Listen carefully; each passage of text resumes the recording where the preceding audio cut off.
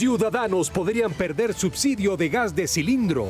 El gobierno no los incluyó en el presupuesto. No hay el dinero para el GLP de agosto, septiembre, octubre, noviembre, diciembre. Desde el Senado piden que el gobierno de Colombia reconozca la presidencia de Edmundo González en Venezuela. Proyecto busca proteger a bebés prematuros. Plan Canguro fundamental para esta iniciativa. El ministro de Hacienda se defendió, pero no convenció. Senadores cuestionaron su participación en caso de corrupción de la unidad de riesgo. Deshonroso lo que hicieron sus amigos, que terminaron siendo unos ladrones. Y esos ladrones hoy dicen que usted también es un corrupto.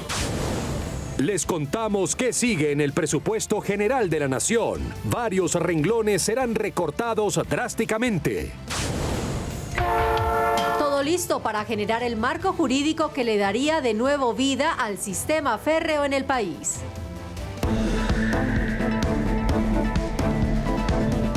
NS Noticias con Marcela Baena. Buenas noches. A más de 1 millón de hogares en Colombia se les incrementaría el costo este resto de año del servicio de gas en pipeta, pues no se contempló en el presupuesto el subsidio para los estratos 1 y 2. Para esto se buscaba solución en debate citado en la Comisión Quinta, pero el viceministro de Hacienda no llegó a tiempo.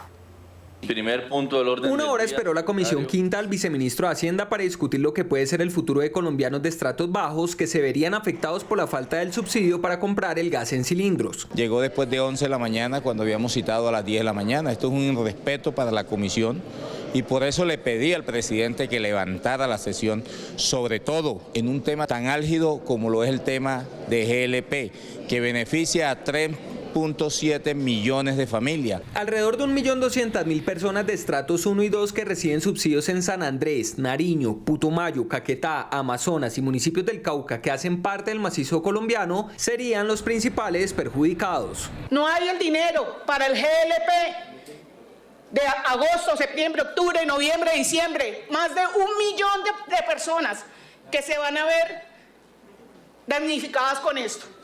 Y el gobierno no hace presencia. El subsidio sirve para que las familias de estrato 1 tengan un 50% de cobertura y las de estrato 2 un 40%. Desde el Senado se continúa a la espera de una respuesta a tiempo que beneficie a los menos favorecidos que tendrían que volver a cocinar con leña. Y hablando del presupuesto general de la Nación, sin humo blanco terminó la discusión para el monto de 2025. Las comisiones económicas del Legislativo no aceptaron la propuesta del gobierno de 523 billones de pesos y ahora será el Ejecutivo quien lo expedirá vía decreto. Es la primera vez en Colombia que el Legislativo no aprueba el presupuesto general de la Nación para el año siguiente. Falta de quórum en sesiones, molestias del Legislativo por bajos recursos para la inversión y una ley de financiamiento por 12 billones de pesos fueron la piedra en el zapato. Yo lamento una discusión tan tensa innecesariamente, porque fue el gobierno el que le subió los kilovatios a una discusión tan seria como es el presupuesto. Lamentable que el Congreso no pueda definir esto, lamentable que hayan dañado los quórum, lamentable todo lo que ha pasado aquí. El pasado martes era el último día de plazo para que las 4 comisiones económicas dieran el visto positivo para el presupuesto, pero esto no pasó. La discusión se centró en los recursos que aseguraban los senadores a último momento. El gobierno le estaba quitando a la registraduría para preparar las elecciones del 2026. Eran casi 2 billones de pesos. También hubo reclamos por los recursos disminuidos para las regiones. Mi departamento del Atlántico sufre un recorte de 32.6%. Igual Córdoba, Bolívar, Guajira, departamentos con necesidades insatisfechas muy altas. Yo terminé preguntando qué le habrá hecho la costa al gobierno nacional para que nos traten tan mal siempre. Tiene que ser reajustado para el próximo año. El pueblo colombiano no aguanta medio impuesto más, queridos amigos, y eso es lo que el gobierno no ha entendido. Al final de la sesión no se aprobó el presupuesto por falta de quórum y ahora la pelota está en la cancha del gobierno. Según reza la Constitución, ante la negativa del Legislativo y al haber expedido el plazo para la discusión, será el presidente Gustavo Petro quien lo expedirá por decreto el 21 de octubre. En un acalorado debate en la plenaria del Senado se adelantó la moción de censura contra el ministro de Hacienda, Ricardo Bonilla, por el escándalo de la Unidad Nacional de Gestión de Riesgo. Los pagos Las declaraciones de Olmedo López y Sneider Pinilla, que vinculan al ministro de Hacienda en el escándalo de corrupción por los millonarios giros a la Unidad Nacional de Gestión del Riesgo, fueron la base del debate donde senadores exigieron al funcionario su renuncia al cargo. Lo único que usted tiene para decirme a mí es senador youtuber. Usted la palabra youtuber trata de enmarcarla en algo deshonroso. Y no, ministro, deshonroso lo que hicieron sus amigos, que terminaron siendo unos ladrones. Y esos ladrones hoy dicen que usted también es un corrupto. ¿Qué vamos a hacer desde el Congreso y los colombianos para combatir esta corrupción? Porque si este gobierno llegó con una promesa de cambio, no se ha dado, no la hemos visto. El ministro Bonilla se defendió de las acusaciones y desestimó las denuncias que lo vinculan con el desfalco de la UNGRD. Si hay pruebas, démelas. Pero ya la Corte misma encontró con que todo eso son chismes de Olmedo y Sneider y que no tienen ninguna prueba. Que no han podido probar nada. La votación de la moción se realizará en los próximos días. Mientras tanto, las indagaciones de la Fiscalía avanzan para desenmarañar el entramado de corrupción que dejó a pueblos de La Guajira sin agua y miles de millones de pesos en los bolsillos de los corruptos. En la plenaria del Senado se presentó una proposición para que el Gobierno Nacional se pronuncie y reconozca ganador a Edmundo González en las recientes elecciones presidenciales de Venezuela. Una amplia mayoría de senadores firmó la proposición con la cual se le pide al gobierno colombiano en cabeza del presidente Petro que se reconozcan los resultados legítimos de las votaciones presidenciales en Venezuela. Es evidente que el presidente electo de Venezuela está siendo hoy perseguido por el régimen dictador de Maduro. Tuvo que irse del país por una persecución arbitraria, violenta, donde lo presionaron incluso a firmar de manera extorsiva un acta reconociendo la trampa electoral. Sin embargo, la proposición no fue aprobada por todos, pues comentaron que esta iniciativa no hace parte de las competencias del legislativo. Por más de que yo aborrezca a Nicolás Maduro, yo no puedo violar la Constitución. No la puedo violar. Y si la Constitución dice clara y expresamente que el Congreso no se puede inmiscuir en materias diplomáticas, pero por hacerle el juego a la derecha o a los partidos de oposición, no voy a verme obligado a votar una proposición que usted no me permitió discutir. El apoyo a la democracia de la región y el rechazo al proceder del régimen de Nicolás Maduro fue el mensaje con el que finalizó la proposición, quedando a la espera de un pronunciamiento desde la Casa de Nariño. Precisamente por medio de esta proposición, el Congreso mostró su solidaridad con el pueblo venezolano e instó a los colombianos a defender las democracias. El Congreso es el camino.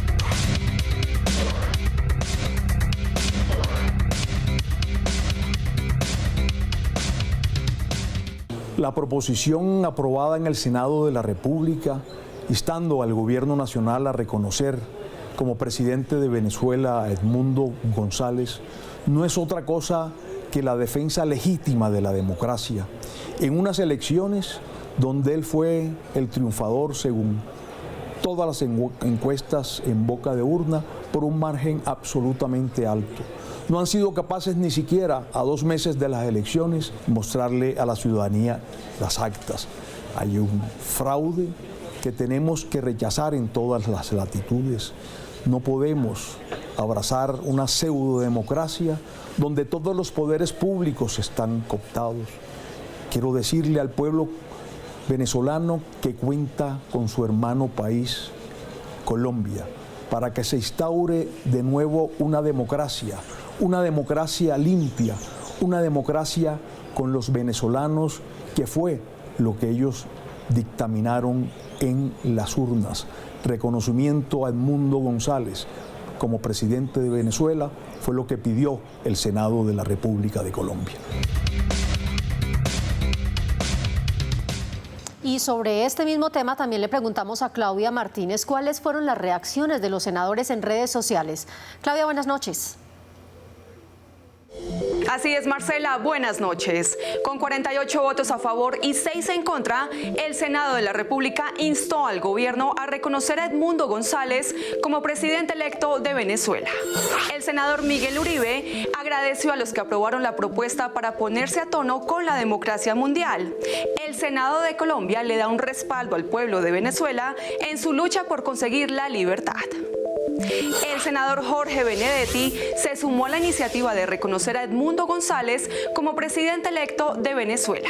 Dijo que es inaceptable que el gobierno mantenga una posición tibia ante la dictadura de Maduro, ignorando el sufrimiento del pueblo venezolano. Las comisiones económicas del Senado no aprobaron ninguna de las ponencias del presupuesto para el año 2025, lo que indica que sería implementado por decreto. El presidente del Congreso, Efraín Cepeda, dijo que habían advertido que debían aprobar 511 billones primero, discutir la tributaria y luego agregar lo que saliera de esa ley de financiamiento, pero no los escucharon. Ahora, por decreto, no se podrán incluir los 12 billones faltantes. La senadora Imelda Daza comentó que lo que pasó en el presupuesto no fue resultado del debate, fue algo planeado porque desde antes decían que no lo iban a aprobar. El presupuesto saldrá por decreto, pero no deja de ser desagradable la actitud clara en contra del gobierno. Y como estamos en la Semana de la Transparencia en el Congreso de la República, queremos recordarles que pueden descargar en su celular la app Mi Senado, donde pueden seguir de cerca el trabajo de los senadores de su preferencia. También podrán hacer un recorrido 360 en el recinto del Senado para seguir de cerca cada rincón de este legislativo.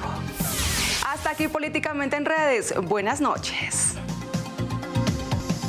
Gracias, Claudia. Y con diferentes actividades como conferencias y capacitaciones, el Congreso promueve la Semana de la Transparencia y el acceso a la información.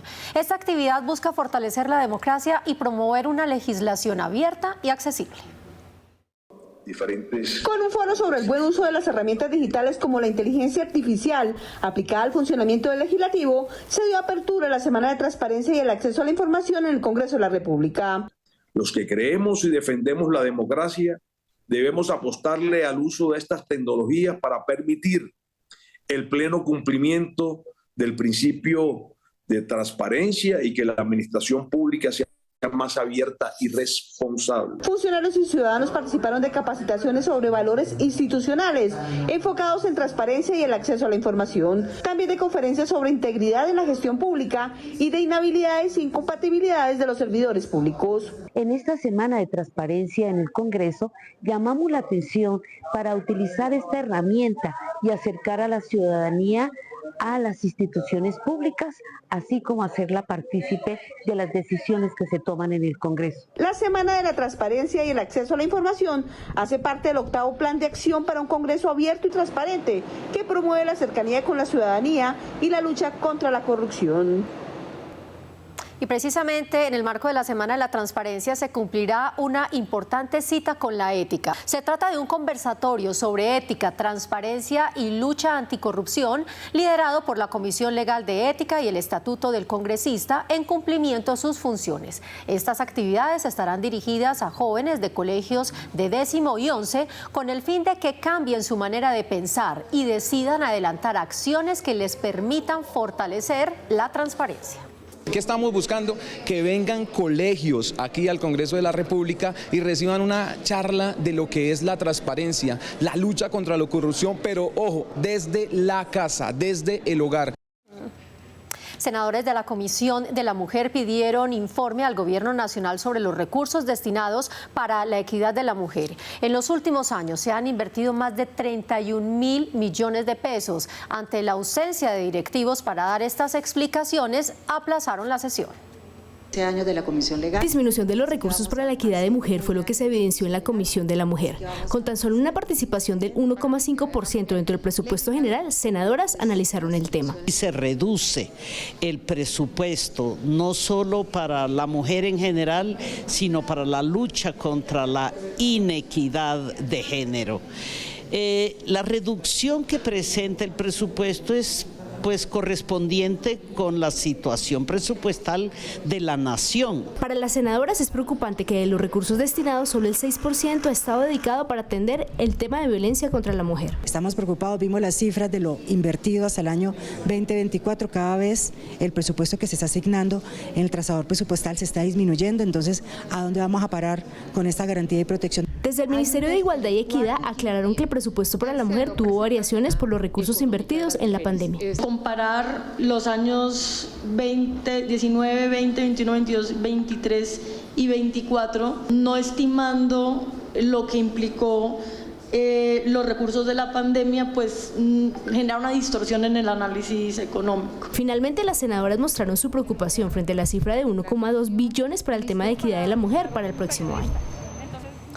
Con el fin de asegurar el derecho a la vida y la salud de los bebés prematuros y de bajo peso al nacer, una nueva ley busca garantizar el acceso universal y obligatorio al programa Madre Canguro en todo el país.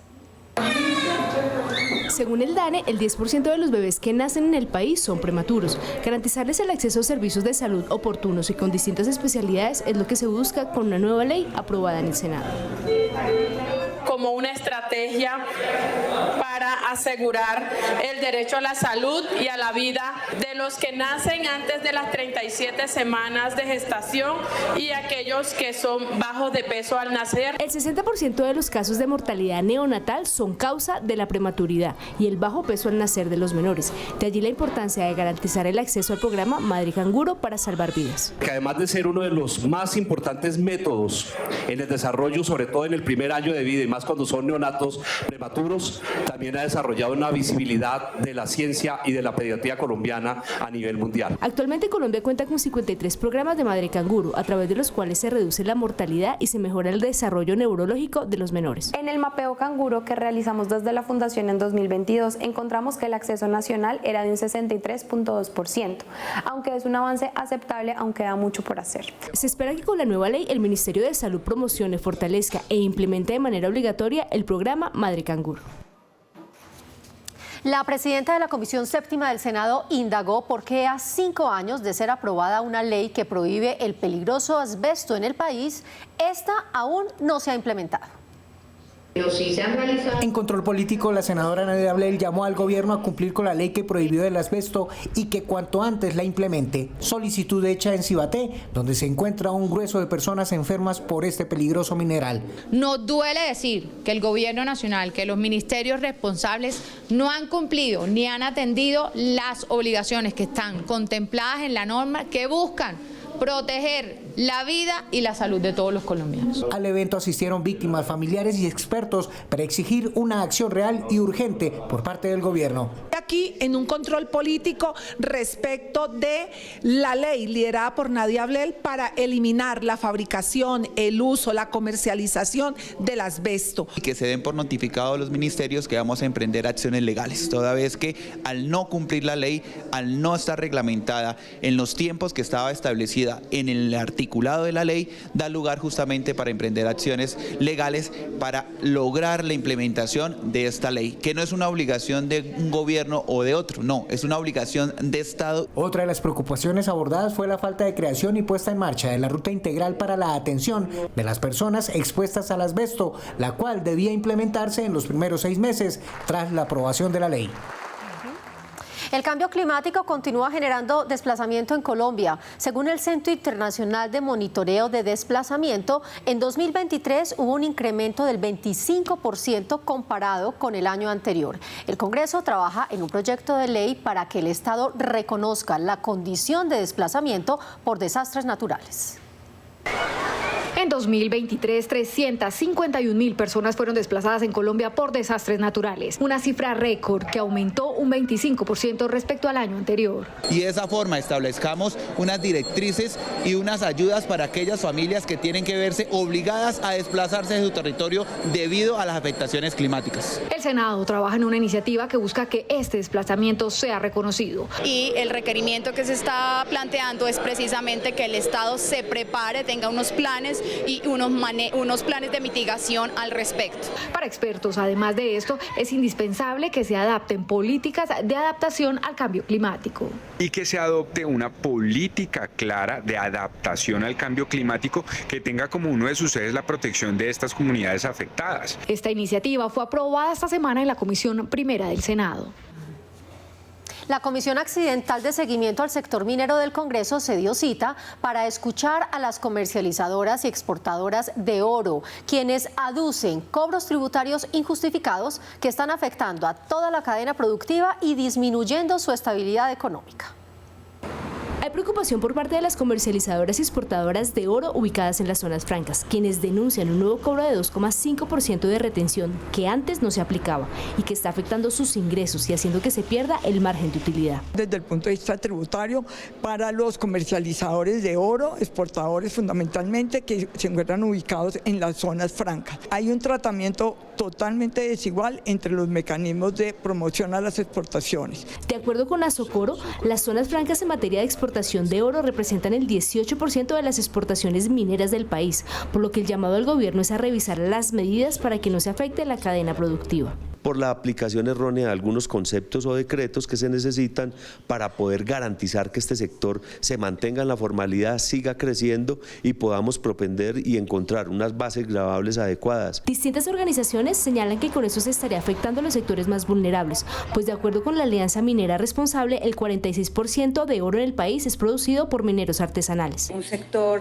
importantísimo para el país que genera gran desarrollo a la economía del país y a territorios muy desfavorecidos, realmente que básicamente viven de la minería, como es el departamento del Chocó. En los próximos días continuarán las mesas de trabajo con representantes del sector minero y entidades del gobierno para buscar soluciones que permitan la protección de las exportaciones de oro, que es el cuarto producto que más se exporta a Colombia. Crear el sistema de formación docente será una herramienta que aporte a la consolidación de la educación en el país. Por eso, esta iniciativa, que arrancó su trámite en el Senado, aportará en el mejoramiento de los procesos educativos.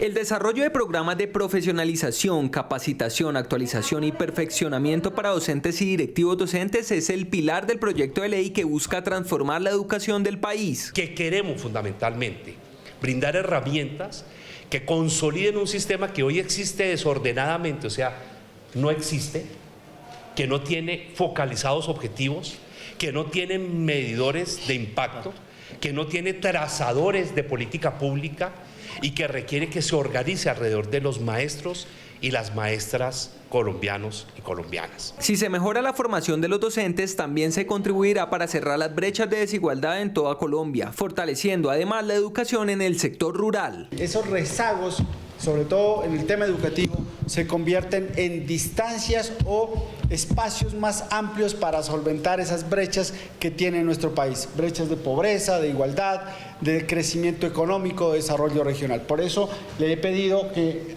acompañar este proyecto. Que se garantice una educación inclusiva y de calidad ayudará a enfrentar los retos que atraviesa el país, aportando herramientas a los docentes para que continúen formando a las futuras generaciones de colombianos. El presidente del Congreso, en reunión con las altas cortes en Manizales, invitó a las ramas del poder público y a los colombianos a respetar las instituciones y a rodear nuestras fuerzas en defensa de la soberanía nacional. Esta es la agenda del presidente. Últimos 2 años. En diálogo con los representantes de la industria del plástico, le hicieron saber al presidente del Congreso la importancia de proteger este sector dinamizador de la economía del país, donde el reciclaje genera empleo y cuida el medio ambiente. A lo que el presidente respondió reiterándoles el apoyo, pero invitándolos a proteger las instituciones y la democracia responsablemente. Y me corresponde, soy presidente del Congreso, pero presido diariamente el Senado. Y sé que hay unas mayorías en el Senado de la República muy conscientes, mayorías que nos expresamos ayer hundiendo el presupuesto general de la nación por primera vez en la historia reciente de Colombia. ¿Y por qué lo hicimos? Porque nos querían, todos ustedes, todos nosotros, recetar una reforma tributaria por la puerta de atrás. Me pareció irresponsable que se presentara un presupuesto desfinanciado en 12 billones de pesos. Acto seguido, los gobernadores del país expresaron al presidente que están preocupados por las transferencias a las regiones, la falta de inversión y el letargo para reactivar las economías locales. Por eso envió un mensaje para descentralizar los recursos por el bien de los colombianos. Yo ayer pregunté, ¿qué le habrá hecho el Caribe al gobierno nacional para ser víctimas de tal recorte? Para que no se nos mire los problemas de costos de energía eléctrica, que se prometa y luego se mire para el otro lado y soluciones cero, para que se pretendan unos gravames de valorización ilegales y onerosos. De manera que son temas que son parte del debate nacional. inició el análisis de un proyecto de ley que busca reactivar y modernizar el sistema férreo y de sus trenes en el país. La iniciativa daría vía libre para crear la Agencia Nacional de Ferrocarriles y volver a recorrer el país bajo el sonido de las locomotoras. Con esta iniciativa nos despedimos por hoy. Gracias por acompañarnos. Nos vemos en la próxima emisión. Hasta entonces. Para los niños en el país no hay nada más espectacular y majestuoso que ver el monstruo de acero moverse. Y cuando ruge, saca las fuerzas para mover su colosal cuerpo. Es el tren, ese mismo que desarrolló países, pero que con la llegada del carro perdió protagonismo y Colombia no fue ajeno a ello. Pero no desapareció. Hoy ahí, bajo perfil, todos voltean a verlo, pues ese mismo que desarrolló la economía, hoy lo buscan para que haga lo mismo que hizo hace 200 años cuando se empezó a implementar en el territorio nacional. Por eso, con una ley buscan fortalecerlo, readecuando sus líneas férreas y toda la política que lleve a que sea de nuevo el dinamizador del país cuando la economía no pasa por el mejor momento. Porque esto beneficia a todos los sectores, a todas las poblaciones, como lo existe en cualquier parte del mundo. El ferrocarril trae grandes beneficios y Colombia necesita el transporte intermodal. Para este objetivo se crearía la Agencia Nacional de Ferrocarriles, a donde llegarán recursos internacionales de la prestación de servicio y otros del aparato estatal.